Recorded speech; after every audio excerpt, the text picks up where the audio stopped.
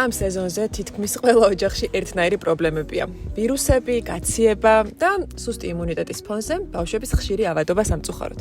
ხო და ამ პერიოდში განსაკუთრებით ყურადღებით ვარჩევ ვიტამინებს და საკვებ დანამატებს და ახლა წამომყევით და გაჩვენებთ ჩემს არჩევანს.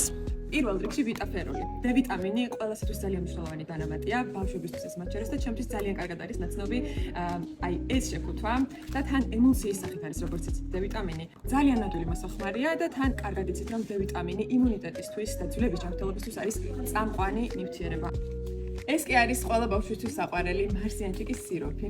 ხშირი ავადობისთვის, უმადობისთვის და რა თქმა უნდა იმუნიტეტის გასაძლიერებლად. მარსიანჩიკი ფუტურა რომელიც ზრდისა და განვითარებისთვის არის ჩვენი შვილებისთვის.